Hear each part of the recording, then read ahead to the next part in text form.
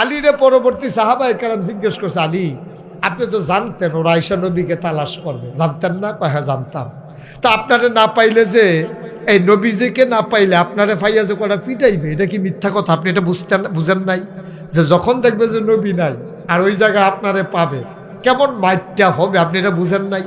বাংলাদেশে দেখছেন না, মামলা করে যখন দেখছে যে আসামি পায় না, ওই ঘরের সম্পদ পর্যন্ত লুণ্ঠন করে নিয়ে গেছে, ঠিক কিনা বলো?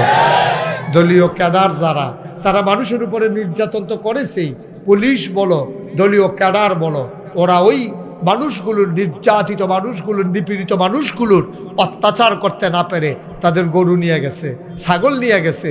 আমি এক জায়গায় খবর পাইছি টিউবওয়েলের মাথাও লয়ে গেছে, বাড়ির টিউবওয়েলের মাথা শুদ্ধ লয়ে গেছে। তাহলে আলী তোমার কাছে কি ভয় লাগে নাই যে যখন ওরা নবীকে পাবে না আয়েশা যে তোমাকে মারবে, তুমি এটা বুঝো নাই? আমি বুঝছিলাম নবীরা না পাইলে আমার উপর অত্যাচার করবে, কিন্তু নবী যাওয়ার আগে একটা কথা বলে গিয়েছিল, এই কথাটা বলার কারণে আমার আর ভয় লাগে নাই। কয় কি বলছিল নবীজি? বলছিল আলীরে তুই থাক আমি যাই, অল্প সময়ের ব্যবধানে তোর সাথে আমার দেখা হবে। সুবহানাল্লাহ। কয় সামান্য সময়ের ব্যবধানে তোর সাথে আমার দেখা হয়ে যাবে, সাক্ষাৎ হয়ে যাবে। এই কথাটা নবী বলার পরে পরে আমার একটা ওভার কনফিডেন্স, আমার একটা আত্মবিশ্বাস কাজ করেছে। নবী যেহেতু বলেছে দেখা হবে, কাফেররা আমাকে মেরে ফেলতে পারবে না, এটা আমি নিশ্চিত ছিলাম। কি মানারা তারা নবীজিরে মানছে, দেখছে কি বিশ্বাস। এই জায়গায় নবীজিকে আবু হুরায়রা থেকে হাদিস বর্ণিত, নবীজি বলছেন, এই দুনিয়ার মানুষ, এই মুসলমানেরা, তোমরা আমার কাছে 6টা জিনিস রাখো। কয়টা? এতক্ষণে চেয়ারম্যান সাহেবের আওয়াজটা ক্লিয়ার বাড়িছে। কয়টা রে? 6টা জিনিস তোমরা আমার কাছে আমানত রাখো, আমি তোমাদের জান্নাতের জামানত হয়ে গেলাম। সুবহানাল্লাহ বলবেন। কয়টা জিনিস রাখবা? আপনি ব্যাংকে লোন উঠাইতে গেলে জায়গা দেওয়া লাগে, জায়গার দলিল দেওয়া লাগে, তারপরে ব্যাংক লোন দেয়। নবীজি বলছেন জান্নাতের গ্যারান্টি আমি। সুবহানাল্লাহ, সুবহানাল্লাহ। নবীজির মতো মানুষ গ্যারান্টি দিচ্ছে, আপনার আর কোনো কনফিউশন, আপনার কনফিউজড হওয়ার কোনো তো সুযোগ নাই। তো আপনাকে বলছেন তুমি 6টা জিনিস রাখো, আমি জান্নাতের গ্যারান্টি হয়ে যাবো। কোন নবী? যেই নবী জীবনে একটা মিথ্যা কথা বলেন নাই। কথা আরেকটা মনে পড়ছে, এটা কি কইলিতা?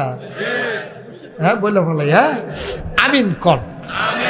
আহা জুড়ে এতগুলো লোক আমিন করলে তো সামিয়ানারা শুদ্ধা সিরে যাওয়ানোর কথা, আমি তো বুঝতেছি না আওয়াজটা কি হইতে আছে।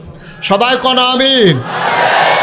নবীজির আরেকটা কথা দেখেন, যেই দিন নবীজি মেরাজ থেকে আসছে, রজব মাসে না, এটা রজব চলতেছে না, এই রজব মাসে নবীজি মেরাজ থেকে আসার পরে নবীজি বৈশা রয়েছে কাবা করে হেলান দিয়ে। এমন সময় ইসলামের চরম পরম দুশ্মন, নাম হইল আবু জেহেল। আবু জেহেল আয়সা দেখে নবী বৈশা রয়েছে, আয়সা বলতেছে মোহাম্মদ না সাইলাম আর কি, হ্যাঁ নাজিরা বাজার হুজুরে কি কয় না সাইলাম, মোহাম্মদ। নবীর নাম শুনলে কি পড়তে হয়? 2-1 বার না বারবার, 2-1 দিন না প্রতিদিন, 2-1 সপ্তাহ না প্রতি সপ্তাহ, 2-1 মাস না 12 মাস আমরা পড়ব সাল্লাল্লাহু আলাইহি ওয়াসাল্লাম। অভাটনার মুসলমান মন দিয়ে শুনো, আল্লাহ নবী মুহাম্মদুর রাসূলুল্লাহ সাল্লাল্লাহু আলাইহি ওয়াসাল্লাম উনি বসে আছেন কাবার ঘরে হেলান দিয়া। ইসলামের চরম পরম দুশ্মন আবু জেহেল এসে কয়, তুমি তো এক এক দিন এক এক নতুন কথা বলো, আজকে তোমার কাছে কোনো নতুন কথা আছে নাকি? সুবহানাল্লাহ বলবেন না?